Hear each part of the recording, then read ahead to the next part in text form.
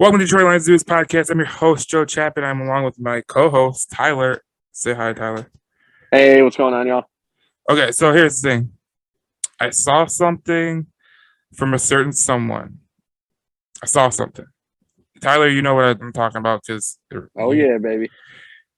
so I seen something that says, the experts are wrong and all that jazz and all that garbage.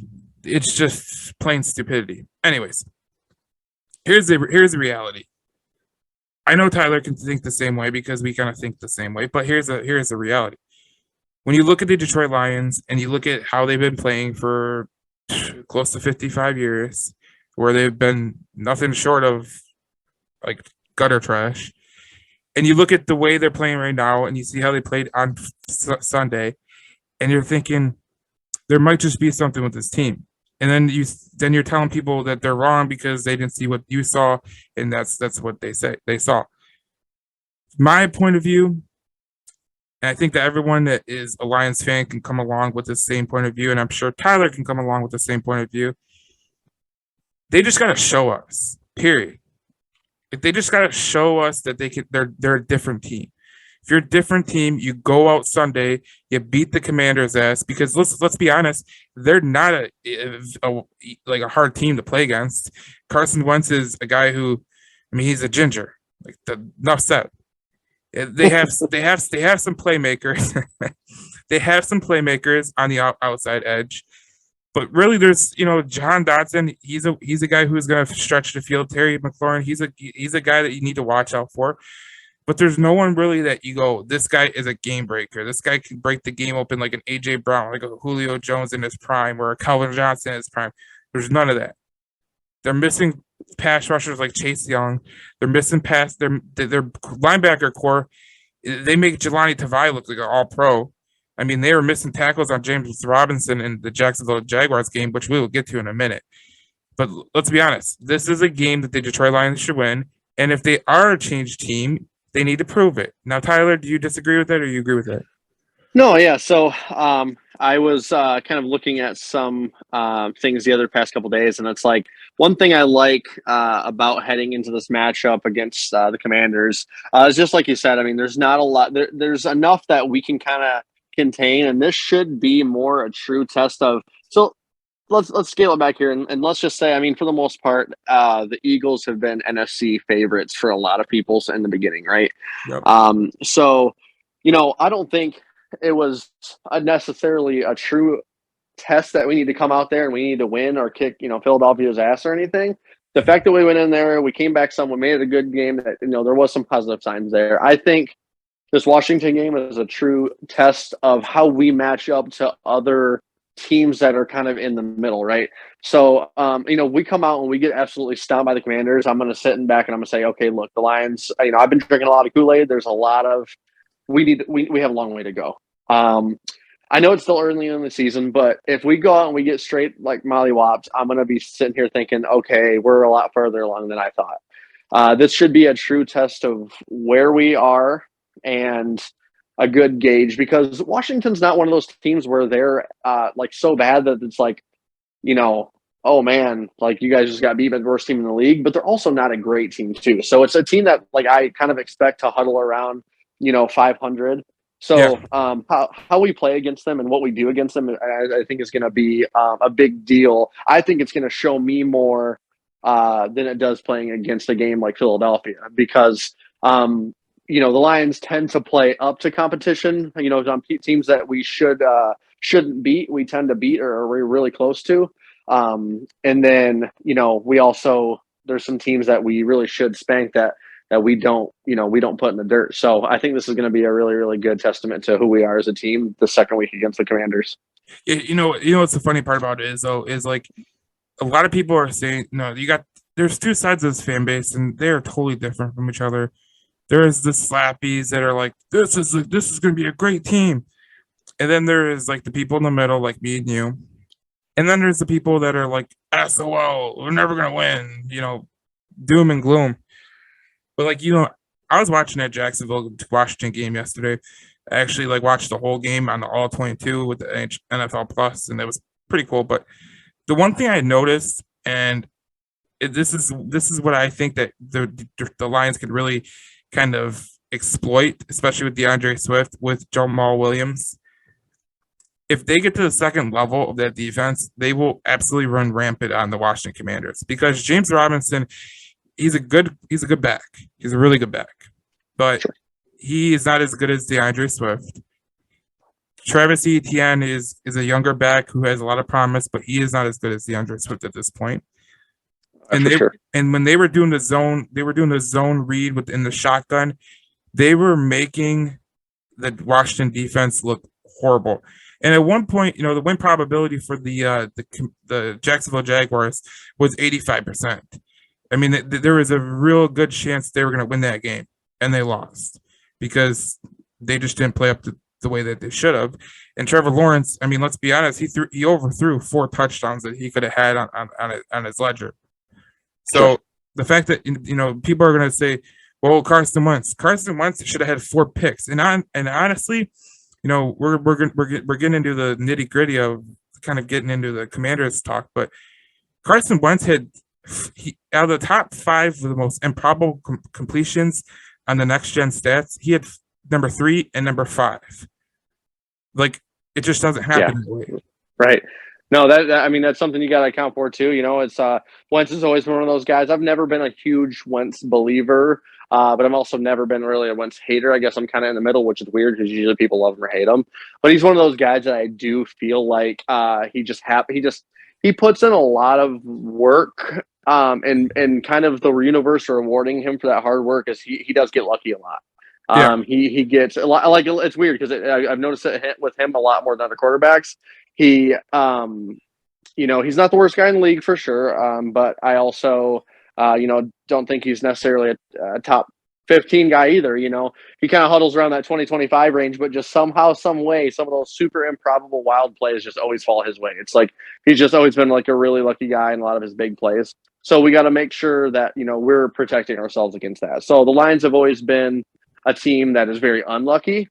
So I could see a couple big plays going the Commanders' way in terms of big boom lucky plays this Sunday. Yep. So we got to try to do our best to limit those. So and you got to get to the Wentz because Wentz when he gets pressured, he is absolutely awful, and that's just the reality. I mean, he was sacked only one time, but he should have been sacked for more. But the Jacksonville Jaguars defense they need a lot of work, to be honest. No, absolutely. And so there's a lot of there was some pretty cool stuff I was seeing shortly after this game, and I know that we're going to get to the meat and potatoes of this Commanders matchup. But one thing I saw Campbell say at the end of last week, it was like, hey, like, we don't care, and this is a very loose quote, so don't quote me. It was something along the lines of, like, close isn't going to win games. Like, we need to go out there and we need to close these games. Like, being close is cool and all. And I think that's what, like, a lot of, the guys were hung up on, is we made it a close game or not. And I agree. It was nice that we made it a 3-point game against a potential Super Bowl favorite, at least an NFC favorite, and also a team that, a lot of, that we got whooped on last year. I think that was great. But Dan Campbell said himself, and I really like this from him, said, look, it doesn't matter how close we are. We need to, an L is an L. We need to go out there and we need to close these games. And I hats off to them, because he could have easily been like, yeah, and praise these guys. Yeah, we only lost by 3. This team that whooped us last year, we're so good. We gotten so much better. No, no excuses, no BS. We need to close these games. We weren't good enough. This isn't acceptable, and I really liked that. Yeah, I respect it wholeheartedly. I mean, in life, you're in your line of work, my line of work. If you don't do the job and you don't get it done, you didn't get it done. Right. You do insurance, you do, I build shit for a living. And, like, the reality of the situation is this: if you don't do your job, someone else is probably going to take your job. If I don't do my job, Right. there's going to be someone next that's going to take my job. So Exactly. this whole, we got close. I mean, that's just a loser's mentality, to be honest. Like, it doesn't really gel with me. If you're gonna be a good team, you're gonna be a good team. And I don't really expect this Lions team to be a playoff team, but I expect them to be in the hunt, if that makes sense. Yeah, no, absolutely. I completely agree. And that's why I think this next week wet matchup here with the Washington Commanders is going to be great. So, I just to start off that little recap not recap, I'm sorry, just to start this little preview of the Commanders. Something you and I discussed pre-show here, just looking at those betting odds. I mean, what do you think about that? The Lions are starting off. They're opening up they opened up as a 2.5 point favorite. That did drop to 1.5 point favorite, but that's the first time we've been a favorite since in the last 24 games. So 2020 was the last time that we were favored in a football game, which is pretty insane. You want to hear? You want to hear who the quarterback was of that game that we were favored in? Matthew Stafford? No, the quarterback for the other team. Oh, I'm like, it's got to be him, right? Unless I doubt they're letting some backup in there. Yeah, who was that even against? Just take a guess. Ryan Fitzpatrick? Nope, it's even worse than that. It was PJ Walker of the Carolina Panthers. PJ Walker. Hey, I was right about the other guy. The XFL star PJ Walker. That just shows you how far the Lions were from like contention at any point, because you look at the Lions and you look at the Bob Quinn and the Matt Patricia era, and you look at that it took 24 games for them to finally be a favorite. I mean, that shows you everything you need to know about this franchise and where it was before and where it's kind of going. I mean, this is a little step in the right direction, but when we're talking about when you're talking about 24 games without being a favorite, that's insane in the NFL. Oh, absolutely. I completely agree. In this game specifically, I do love, not giving anybody specific advice on what they should do, but I love the Lions at -1.5 here. I mean, that is fantastic. The odds are -114 for the Lions, -1.5. I even might, be a fan of doing an alternate spread and actually, giving the Commanders a couple more points, just because I feel like, we're going to make a statement this week. Mm-hmm. The over/under on that's 49.5. I'm scared about over/unders because you have a game like last week. As people 73 points. Yeah, as people have always told me, especially in football, like over/unders are the way you lose every bet. Absolutely. And you look at the Lions and you look at the Commanders. This looks like a game that could be a defensive bout. And then you look at it and you can go, yeah, this could be an offensive slugfest. So I don't, even the betting markets don't even know what's going on. No, I completely agree. I know you had a segue into kind of a little bit about that breakdown of what this game is going to look like, and kind of want to open up the floor on what to expect. I mean, what kind of things are you going to be looking for? What kind of what players are you looking to stand out? Are there any key matchups between maybe a couple positions or certain players that you're looking at, and kind of what are you thinking heading into week 2? Well, we were talking pre-show, and you had a key matchup, so you go first. Okay. Yeah, no, I definitely had a few that I was looking at as far as some of the different guys that we kind of wanted to see. So, one of the ones for me, I'm looking at something I'm going to really be keeping my eye on is going to be Jeff Okudah versus Terry McLaurin. I think that's really important. I'm not. No one's really clear yet exactly if Aruarie or Okudah is going to be on Terry to start, or if they're going to kind of switch off. But I'm very interested to kind of see what that looks like. Another interesting matchup. Honestly, both corner matchups are interesting because last week Curtis Samuel had a really good week. He did well. Yeah. So I'm kind of looking at that. I'm kind of seeing what our corners can do to guys. Listen, last week you're not gonna shut down AJ Brown. I'm sorry, the guy is a stud. He's in his early 20s. He's primed for a breakout. I mean, he's been a stud on the Titans, who is like one of the most run-heavy teams you can think of. And he comes to the Eagles, which is still a run-heavy team, but the guy just puts up absolute numbers. He's a dog. So it's hard to judge, but I think Terry McLaurin, who I think is still a great receiver, Curtis Samuel, good role player. I think it's more our speed and something we can actually judge, how these guys are doing. And I'm really excited to see Jeff Okudah with that. Second key matchup for me that I'm really excited to look at is Aiden Hutchinson plus whoever the sorry dude on the other side of him is going to be. Yeah. So I'm looking to see Aiden Hutchinson versus the guy who's going to be crying his way back to the locker room, because I think he's absolutely going to feast. I don't think that Washington has a good enough line in general. Not saying our defensive line is godsend by any means, but we did have, I believe, 18 pressures last week against the Eagles. Yep. And we just couldn't capitalize. And that, by the way, a top 3 O-line. Arguably that's one of the best offensive lines in the game. Yeah, and 18 pressures. I mean, it's just Jalen Hurts is so mobile. There's nothing you can do. But so I'm really excited about that. And then that last matchup is I'm really excited to see is DeAndre Swift and Jamal Williams, how we utilize the backfield versus those Washington Commanders linebackers. Yeah. The defensive line of the Commanders, when healthy, is a fantastic line. I would say they're not healthy though. Right. Well, exactly. But the line from them is nothing I've always really necessarily had to worry about per se.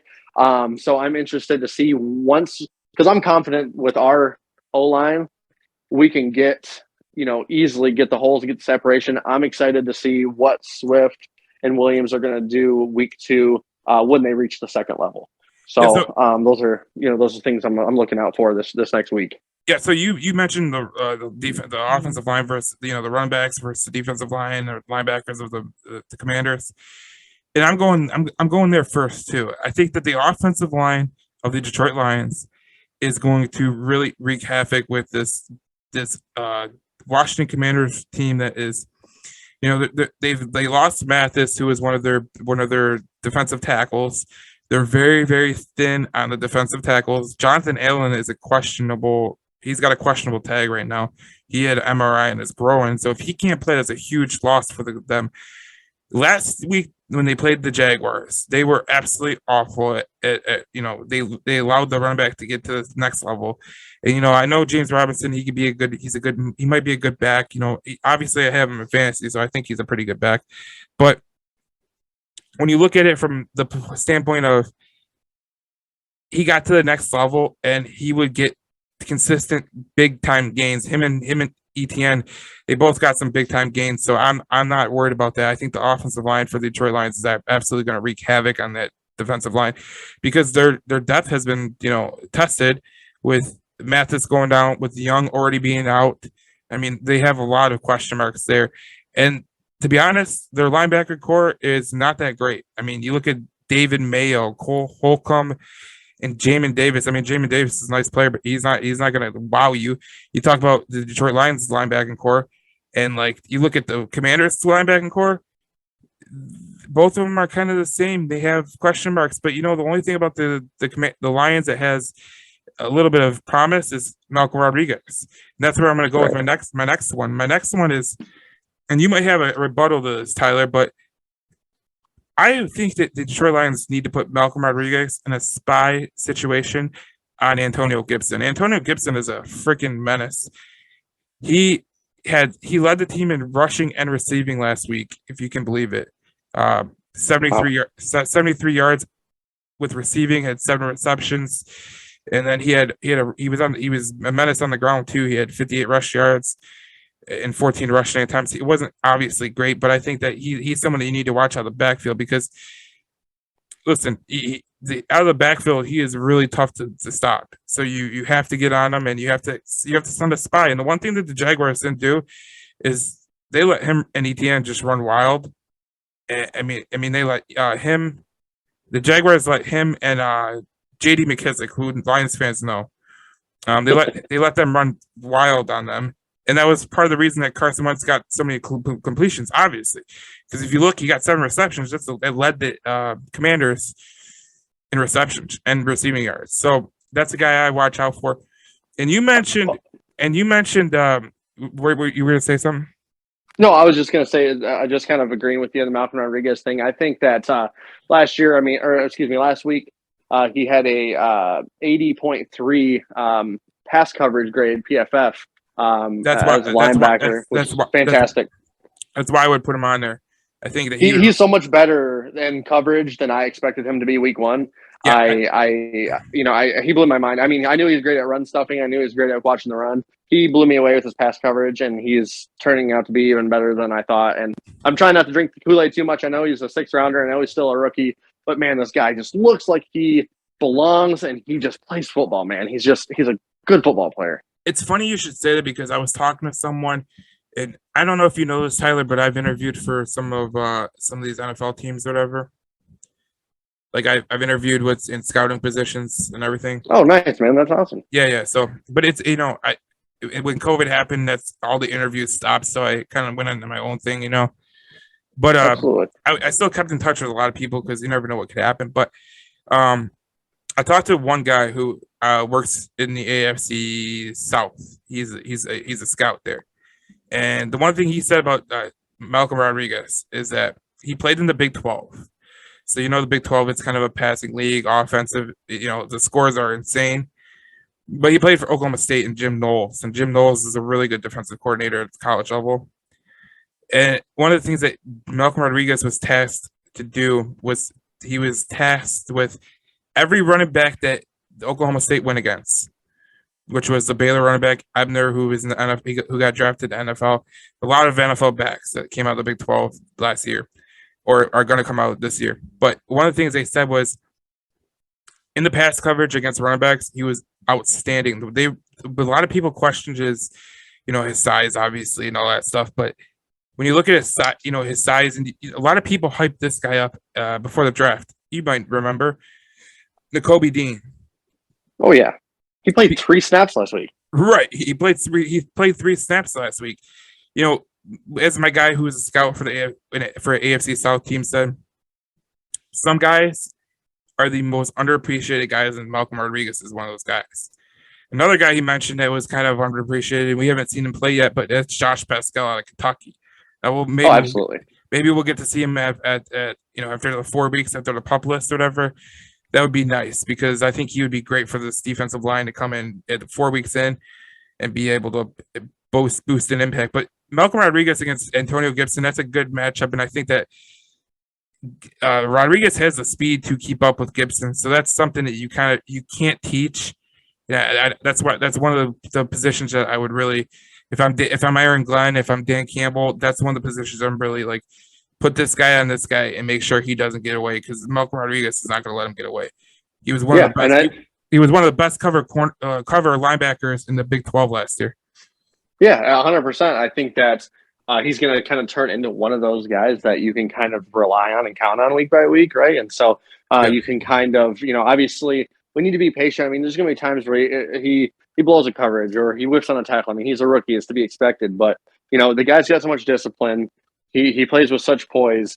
And the thing with the size thing, I mean, so look, Malcolm Rodriguez is 5'11". I've seen him even listed some places at 5'11 and a half, and he's about 233 pounds, right? So give or take a couple pounds, let's say 235. I mean, you got Bobby Wagner, who is an amazing linebacker, is so highly regarded. He's 6 foot 240.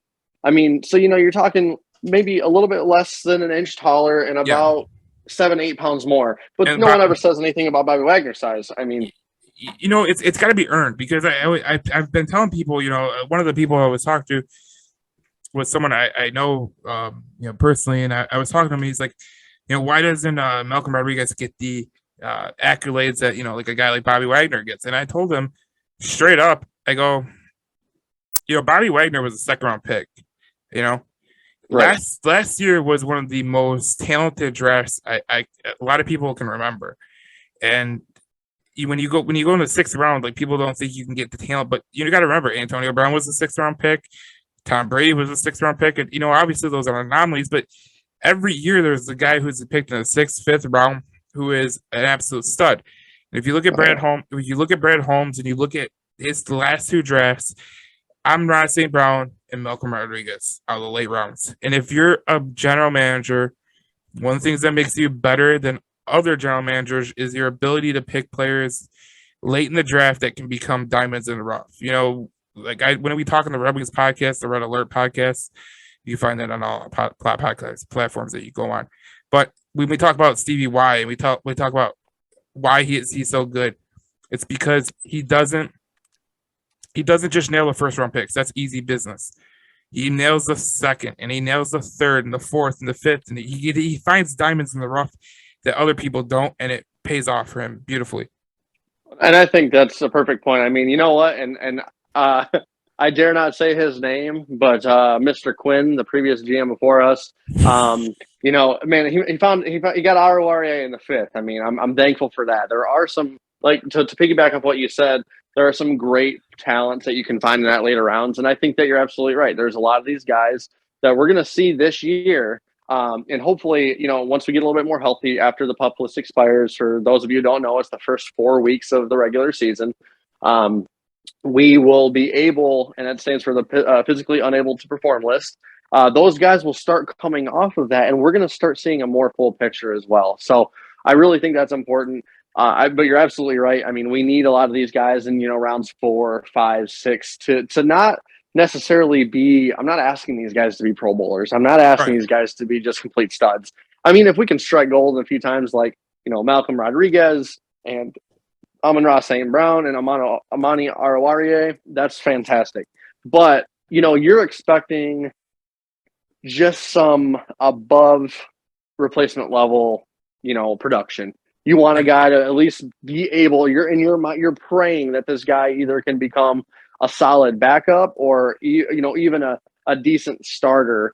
When you start getting to the 5th, 6th, 7th round. So the fact that we've got a couple guys who have some really, really good raw talent, in these later rounds is going to be huge. So, to wrap that back around, I know we got a little off topic as far as this game coming up. I think that you're spot on with Rodriguez. Trying to be able to stop those guys out of that backfield, and I think that's going to help. Hutch and Charles Harris, and some of those guys up on the defensive line as well, because you don't have to worry about Gibson running rampant in the backfield. So I think that's definitely super important to kind of get that out of the way. And then the rest is just going to boil down to, can we contain, can we be poised, and can we play defense well? So, last week, Hutchinson, he was running like crazy, and I loved the effort. He's a rookie, and Yeah. he's motivated, and he's ready. He's full of piss and vinegar. I love that. But at the same breath, I'd rather have a guy that's too motivated and he's too fast and he's too all over the place crazy versus like too lazy and you can't you can't motivate him to save your life, right? I'd rather it be the other way around and have to slow somebody down a little bit versus like trying to motivate someone. Like, you can't fix lazy, you can't fix unmotivation. But I think if he gets a second, as these weeks come on, especially with a slower quarterback like Wentz, he gets an opportunity to get his feet wet and be able to slow down a little bit and make sure he's getting to his spots and getting those tackles. I think a lot of people are overreacting about Hutch week 1. His lack of stats being, he's the second overall pick. Yeah, he also went against a quarterback who probably runs a 4.3. So you Yeah. gotta give the guy a break, and I think this is gonna be the way that the Washington's offense kind of is as a whole. I think there should be an opportunity that the Lions D can really slow it down and play it at their own pace. Oh yeah, I totally agree with you. One of the things I was listening to, I was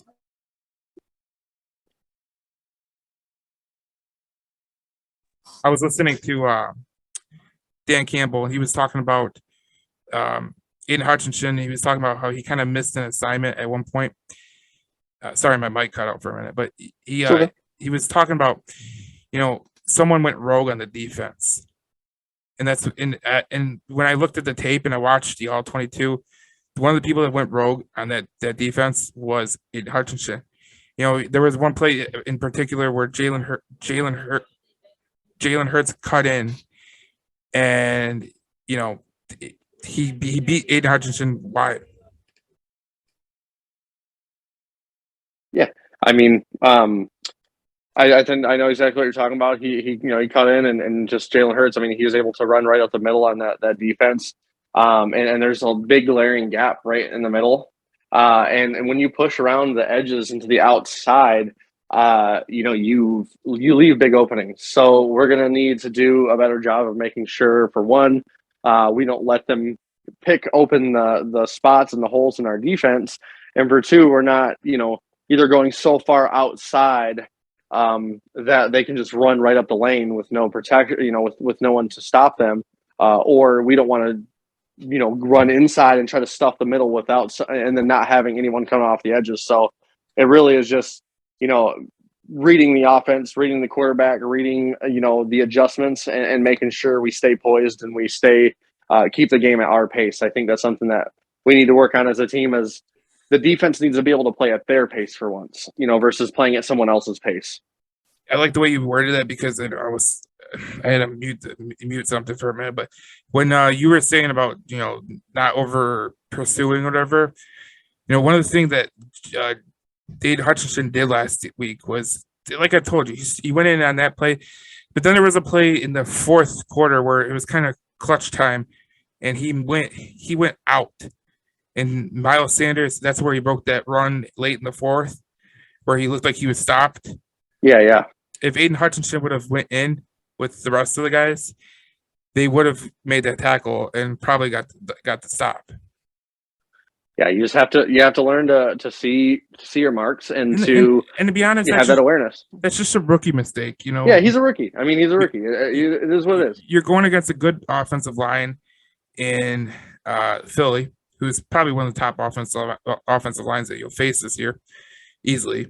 And you're going against a guy who, in Mailata or Lane Johnson, those are two of the top tackles, especially Lane Johnson. He's such a freak as a tackle. It's unreal. But when you're going against those guys, I could see the frustration, because you think you have this guy pinned in like Jalen Hurts, and you take one small step, and that guy is like the Roadrunner in the Looney Tunes. Right. He's like beep beep, and he's gone. Like you can't deal with that guy. Like we were talking about in the post game, and we talked about it ad nauseum too. Was you're not going to face a guy like Jalen Hurts again? You're not. I mean, it's a one of a kind athlete, and we got burned, but you got to be prepared. That's why I talked a little bit earlier, and I'll keep hammering this in and bringing it in, is we've got to get to a position of the game where we're comfortable with playing at our own pace. If we can pace our own defense in a way, and I know it sounds oxymoronic, because a lot of the times, you're thinking about the offense is setting the pace, or they're setting the speed of the game.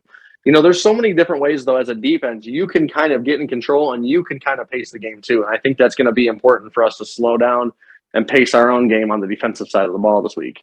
What you said about pacing the game, I think that's the most important part, because I think a lot of people, they miss the point of that, is when you're able to play at your own pace.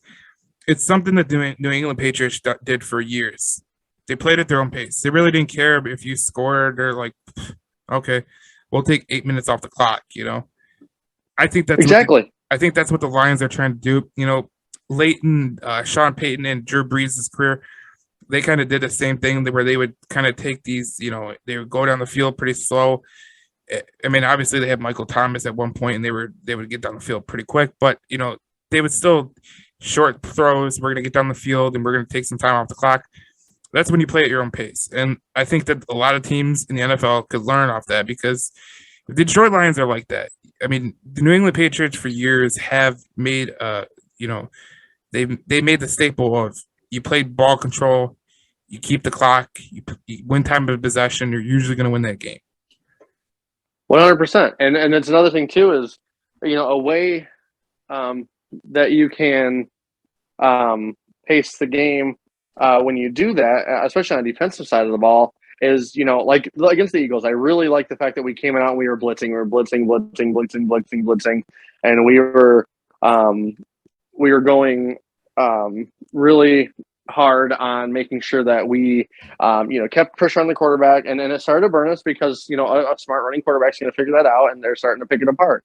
But, I love the aggressiveness right out of the gate. I think that's something that's really important against Washington this week. And I do think that, if we get out of the gate and we are blazing and we're setting out lots of blitzes and lots of rushes, I think it's going to make Wentz uncomfortable fast. And one thing that the Lions tend to do is slow down in the second or third quarter, and other teams start to pick up because we've got to stay aggressive. We got to stay on top of it, and just protect. These guys have just got to find a way to keep that energy level high. Looked like the first week there, a couple guys got pretty gassed up. Right in that end of that first quarter, second quarter, because they're just, you just go, go, go, go, go. So I think heading into this week, everybody's going to be a little bit more prepared. So I think it's going to be a good matchup. Yeah, you just said it. It's going to be a good matchup, no matter how you slice it. I mean, I think the Detroit Lions can take advantage of some of the things that the Commanders do. And one of the things the Commanders do is they do turn over the ball a little bit, so you can get a thing about that. So here's what I wanted to bring up to you. I don't know if you know this, but have you ever looked at the splits for Carson Wentz? Not particularly. I've a little bit last year, just because. Aside from the Lions, I do kind of root for the Colts. My family's from Indianapolis, so I wasn't a huge fan of the Carson Wentz experiment last year in Indy. But no, I haven't checked out their splits per se. So here's the splits. Okay, so obviously the Colts, they have the retractable dome or whatever. Right. Well, in total domes, Philadelphia for Carson Wentz, he's 0-3. He has never won a game in a dome. Okay. He's over 3, 5 interceptions, 4 touchdowns. His QB rating is like 60.1, and he has never played in Detroit. He's always played in Philadelphia. Okay, interesting. Yeah, so that's kind of like an interesting kind of tidbit, Well, and I don't, like I said, I haven't researched enough, but I'd like to think just from the games I've watched, I try to watch as much football as I can and kind of study the game. Carson Wentz always seems to look a lot more comfortable at home. Yeah. I think away, I think when he's away, it starts to get a little shaky. And I tend to assume that his away splits are a little definitely different than his home splits, which most people are. But I think that if we have a big crowd again, like we did against Philly, or at least decent size with a lot of noise, a lot of energy, I think it's gonna shake him up a bit. Yeah, I think you look at his away splits. His away splits, he again, he goes drastically down. I mean, he really doesn't do great on the road. He does do good on the road in one fashion, and that is throwing touchdowns, but he also throws a lot of picks. Sure. I mean, that shows a lot of aggressiveness. If you watched Indianapolis obviously last year, I mean, there was games where he looked outstanding, and then there was games, and there was games where he looked like he was a fish out of water. So you got to, and one of the things that really gets to him, and this is the key to the game, and you can have your key to the game next, but I'm gonna have my key to the game kind of first because I'm bringing this up, kind of going into it. Absolutely. Pressure. When he's pressured, he has a completion rating of 40.7.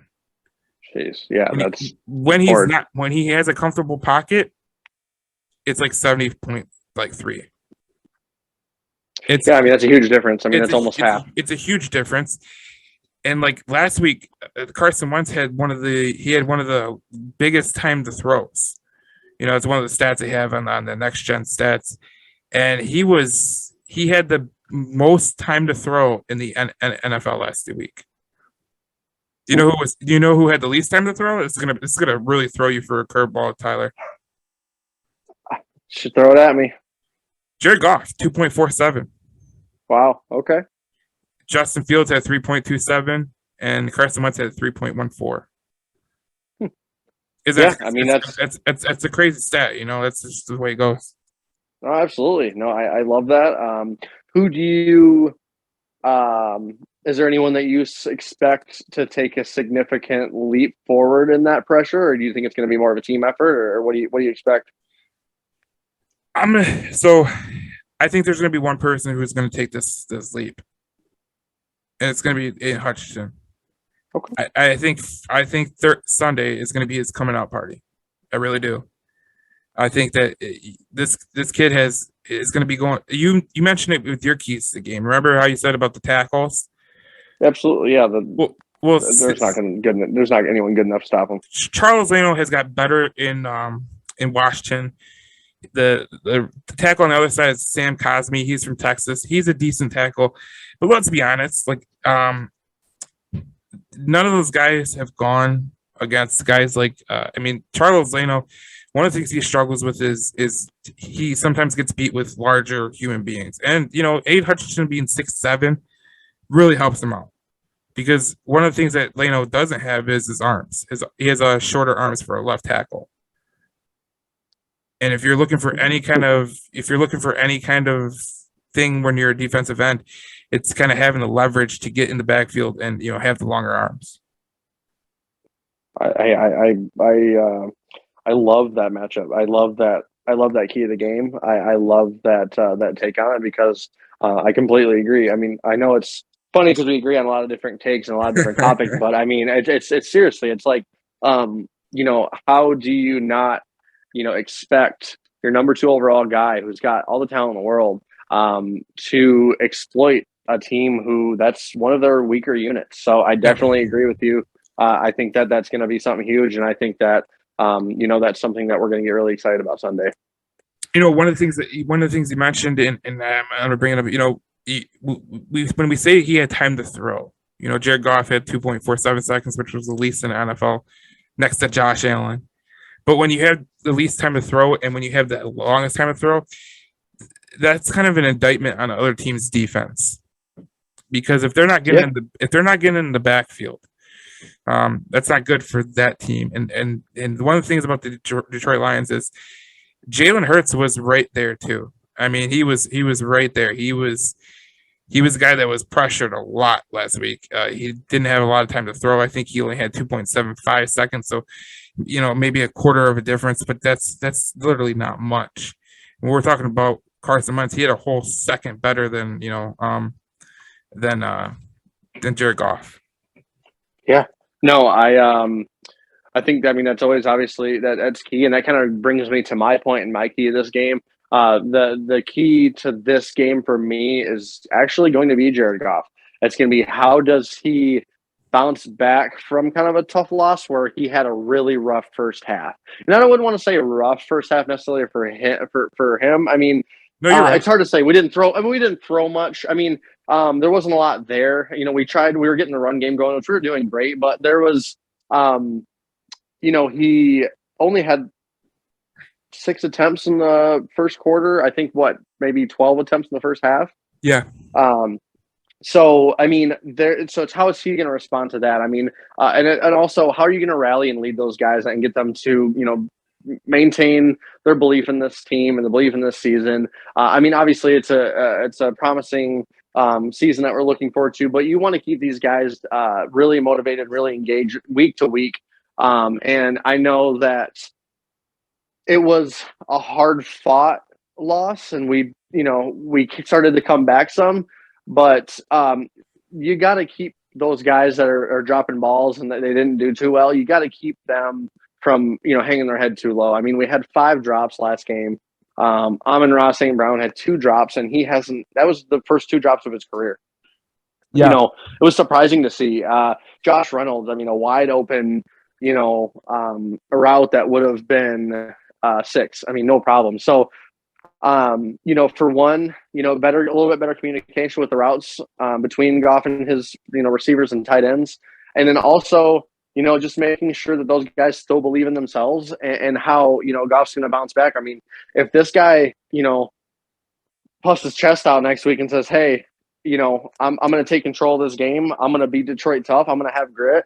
And he goes out there and throws for, 340 and 2 or 3 tutties. I mean, you got to respect that. You got to like that, and then this is a team also that, maybe he can have a little fun with it. Maybe he can say, hey, I'm going to show everyone what I'm made of a little bit. The Washington defense they're beat up and, they're lacking in a lot of areas. Let's carve up the middle. Let's get Hawk on some seam routes. Let's get, Amon-Ra on some crosses and some slants. Maybe pop a couple deep balls to Chark on the outside. I mean, yeah. Let's have fun with it. Smile. Yeah. Get pumped up, get motivated, get ready to go. Let's see what Goff is made of. Let's get him out of his shell a little bit. We'll ram it down their throats with Swift for. Yep. I would like to see Swift get a little bit more carries. Let him let him do his thing, but let Jared uncork a couple, man. I think that is going to be a big key to this game is letting him get his swagger and letting him get his confidence and letting him see who he is. Yeah, I think what you said is the key to it. I really do. When you said he has to start really, right on time. I think you're exceptionally right about that, because in that second quarter, the Lions kind of took a dump basically.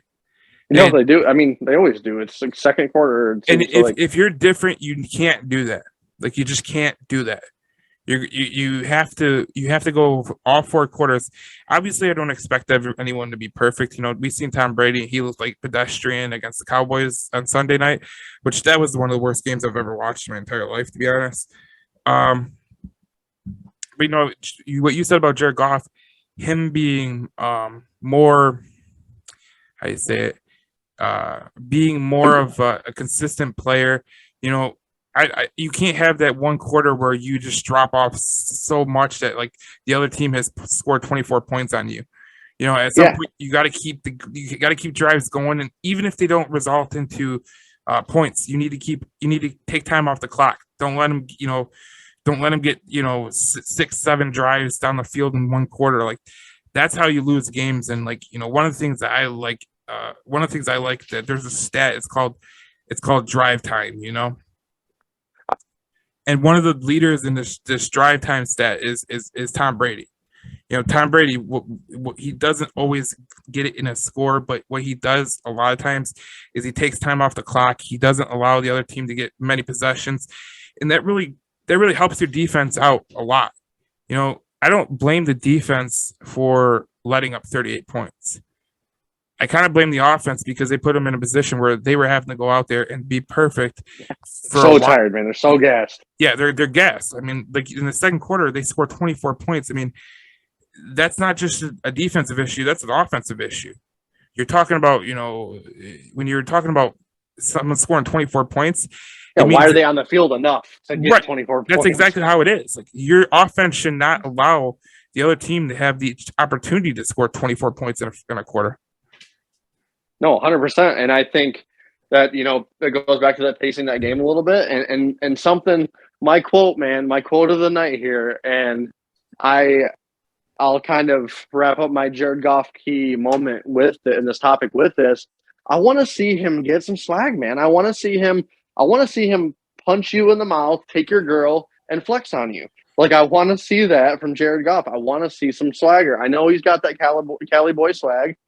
He's always been kind of soft, kind of a little bit, pretty boy, kind of forgotten about. And that's cool, man. I mean, not everyone has to be so tough and gritty and badass, but I do, man. I want to see I want to see Goff straight up punk you, take your girl, and flex on you on the way out of the party. I want to see it. I want to see some swag and some grit to him. I mean, I went to that practice over the summer with a couple of buddies of ours from the One Pride chat, and JG, man, he ran in for a touchdown, and the dude runs up and dunks on the goalpost. Like, that's the stuff I like to see. That's what I want to come out from him. I want him to run for a first down and get up and get in your face. I want to see him say, I'm taking over. I'm going to be a star. I think we've seen a little bit of that when Fletcher Cox came in. Yeah, I did. Start. Yeah, that was. That's the type of stuff that obviously he's from California, but like Detroiters, man, they love that type of stuff. Like, well, I want to see you uncork a 60-yard throw down the field, man. I want to see you not be afraid to try something. Maybe go up on the line and audible a play or do something, pre-snap. Like, I know he's got it in him, and once he starts to hit that rhythm and groove, I want to see Jared transform himself, especially, don't know what the plans are with him quite yet, but if any of his plans are wanting to be here long term, I want to see him, develop that sort of character and mentality and just in that grit and just, I think he's got it deep down in him, man, where he's more confident in the offense, and I want to see him, uncork a few. I mean, Stafford, I know we don't like to always continue to bring him up and talk about him because,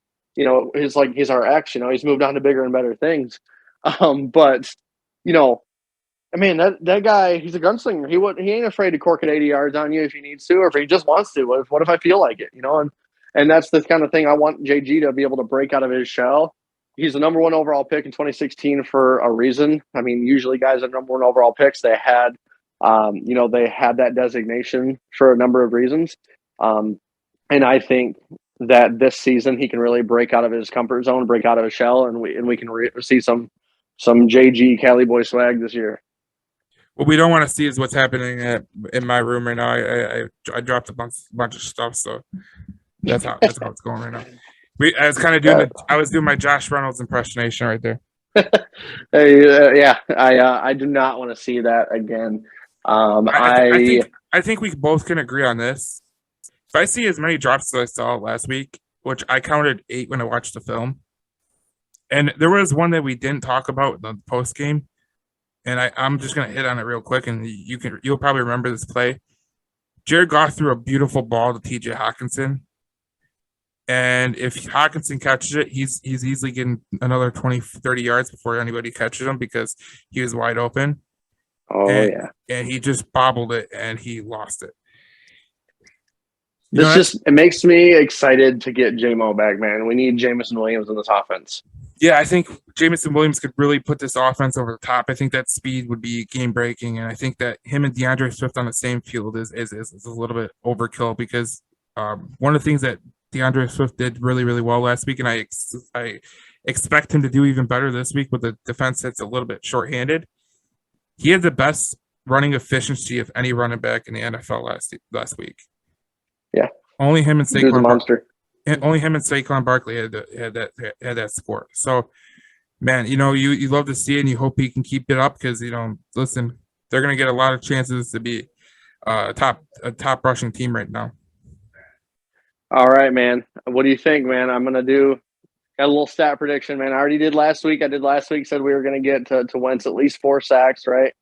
I still hold that to be true. At least 4 to 5 sacks. You're sticking to the 4 sacks. I'm sticking to it at 4 at least. I think we've got we got room for a couple more. But I'm going JG is tossing for over 300 next week, man. I'm gonna throw some belief in him. I'm gonna throw some belief in Ben Johnson.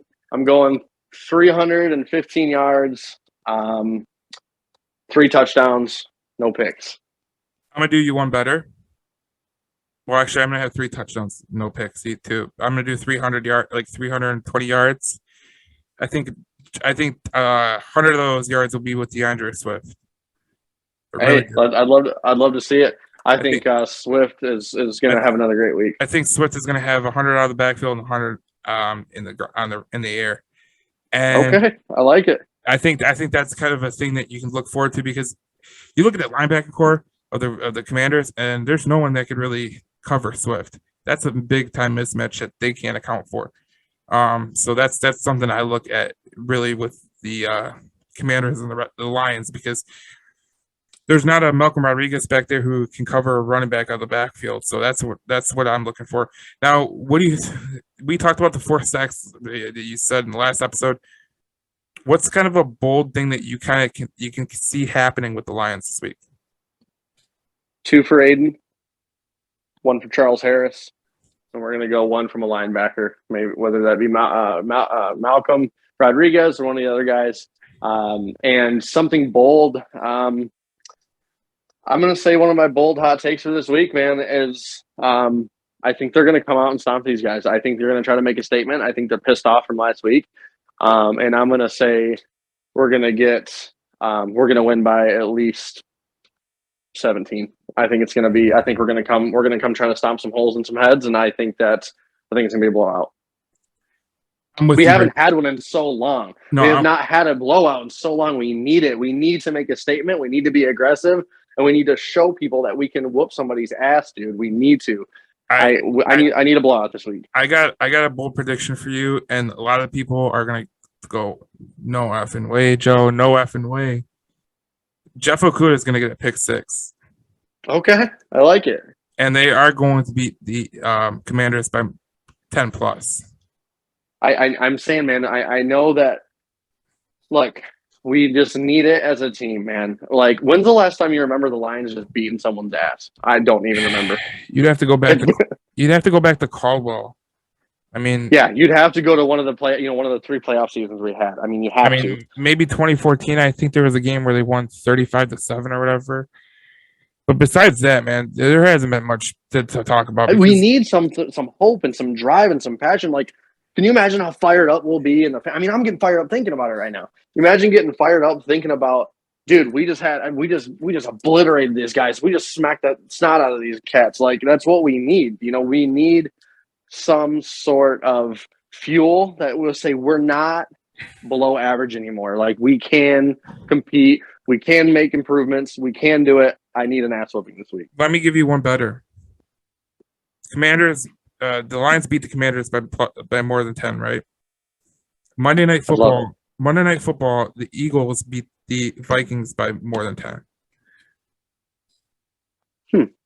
So you're going to that Sunday matchup versus the Vikings, and you know you can compete with them. I like that. I do. It gives you. I think momentum is very underrated. The kind of hype. The hype that you would get because, just thinking about you just beat the Commanders. 31. Let's say you beat them 31-10, right? That's the score I'm thinking in my head. I don't know what score you're thinking in your head. What score are you thinking? 30, probably 34-17, 31-17. All right, I like that. But yeah, imagine you beat the Commanders 31-10. You turn on Monday Night Football, the Vikings, Eagles. The Eagles beat the Vikings 31-21 or 31-27 or 31-17. You're gonna feel. Yeah, no, you're not scared. You're gonna feel like you competed against one of the NFC's best teams in the Eagles, and I think that would do wonders for the Lions going into the Vikings game. 100%, man. I couldn't say it any better. I think we need to find small victories in that and key components and different matchups and opponents matchups because I don't know exactly. I've never played in the NFL, obviously, but I'd have to think a huge component of that is going to be motivation and belief in yourself and knowing that hey, we had a really hard fought game against the Eagles. We only lost by 3. The Vikings, they lost by 14. They lost by 10. Whatever.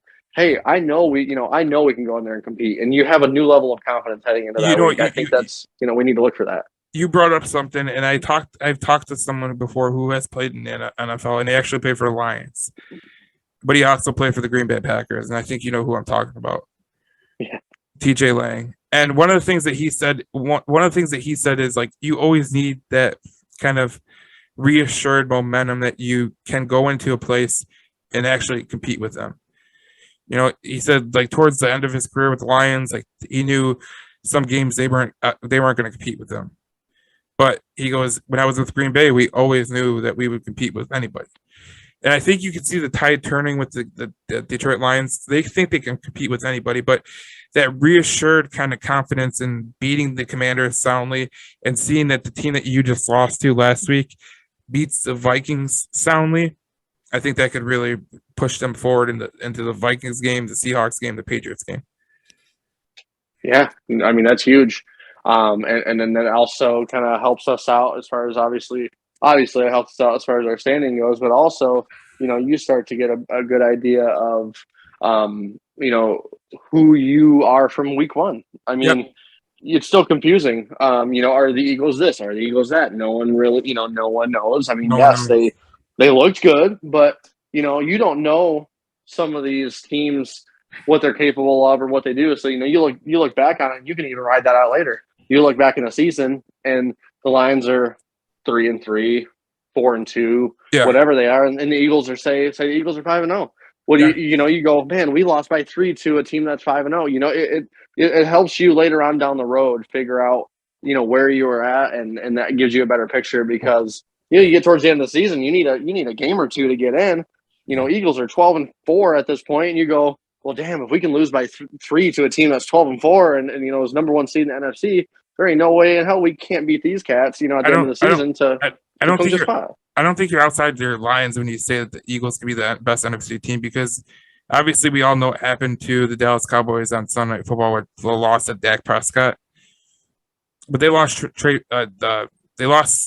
Tyron Smith too, who is a left tackle, and he's a huge part of their thing. So the Eagles win the NFC East is almost a foregone conclusion in my mind.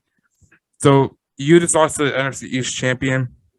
Be happy. I think that you got to compete in the next couple games and go into the bye maybe with 2 losses. Best case scenario is you go into the bye with 1 loss. That'd be the best case scenario. Yeah, and I think that with this beginning part of the schedule, I think it's important that we stay afloat. Now, a lot of teams, you get into an 0-3 hole or an 0-4 hole, and you start to give up on the season. So I think that week 2 is really important. Week 2 is important for the Lions, and I categorize this as a must-win, to be honest, because no 0-2 team has made the playoffs since 2017.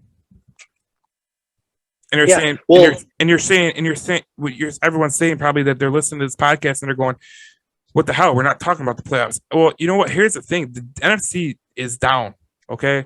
And if you win 8 to 9 games, you can get yourself in the playoffs. But what you really want to do is you want to have progress, and progress is getting to that point where you're in the graphic, you're in the hunt for the playoffs, and potentially you're 1 game out, and all you need is 1 game to get in the playoffs. Yeah, well, and we're not. I mean, you guys got to realize. As fans, we're not the Chiefs. We're not the Bills. We're not the Rams. We're not the. If any of those guys start off 0-2, who cares? You know what I mean? Because they got Patrick Mahomes. They got got guys. Yeah, you got Josh Allen. You got these big time guys. I mean, you start at 0-2, it doesn't matter because you can easily win 5-6 in a row and be back on track. Yeah, you don't want to be the Lions starting off 0-2, 0-3. You just don't. There was someone funny who he posted on the page the other day. He's like, "We can go 0-4 and we can still make the playoffs." I'm like, listen, you to go 0-4 and still make the playoffs. I mean, that's a very rare sighting because I think there's been 4 teams that have been 0-4 that have made the playoffs in NFL history. So that kind of tells you all you need to know. I mean, like you said, you need a generational player to build you out of that hole. Like a Patrick Mahomes, like a Josh Allen, like a Lamar Jackson. I mean, even Lamar Jackson, he's not a great passer, but when he's just being in that generational talent gap, you can kind of make up some ground with just the talent alone. 100%, man. You really, and so I think that I'm really excited for this next this next game here. And I think we highlighted a lot of things to look forward to. So I'm hoping a lot of these come to fruition. Yeah. And, I hope it's a game that we can actually sit and enjoy, whooping down on somebody a little bit. So I'm looking forward to it. I think this game is going to be a really a telling game of where the Detroit Lions are. And I obviously will do our post game later Sunday night, but I really think that we'll be having a good conversation on Sunday with the way that the Lions played, because I think that the Lions are really going to put a whooping on the Commanders, because you just look at the defensive line, the problems that they have in the defensive line right now with the injuries and all that stuff. You're catching them at a good time, and just you just got to win this game. Let's go, baby. Let's get it done. So if you're new to the channel, obviously you can find us on Apple and Spotify. You can find us everywhere, but we have new kind of places that you can find us. Starting, I think it's Thursday night. You can find us on iHeartRadio. Starting probably tonight, you can find them on Pocket Cast too, and Google Podcast too. So we're kind of getting a little bit bigger. We should be on Odyssey too soon, so that'd be a really, really big thing. Well, yeah, man. I'm happy that you guys are accepting me and welcoming me as the co-host. It's been super awesome. I've gotten some great feedback, and Joe, you've been awesome, man. I'm really excited to be able to bounce these ideas off you, man. And it's awesome that we're expanding this to new platforms, and I'm really excited to kind of see where we can take. We always have a good conversation. So that's one of the things that I got feedback on, is we had a really good conversation with our post game coverage, and we had a good conversation at night. And we will see you guys Sunday as we do the post game for the Detroit Lions and the Commanders. Hopefully our predictions come true, but we're going to give you our real predictions on Friday. Tyler, I'm going to get your predictions. I have my predictions. We'll get one from Manic, and we'll be all good from there. Obviously, we're not going to get it from Russ because it'll be just a shit show. Okay. So let's get it. So we will see you in the next podcast, which will be Sunday night as we do the post game for the Commanders and the Lions. And we will see you on Sunday. And that's all I have to say. All right, guys. So we'll see you later on Sunday. We appreciate it. And let's go Lions. Let's go Lions.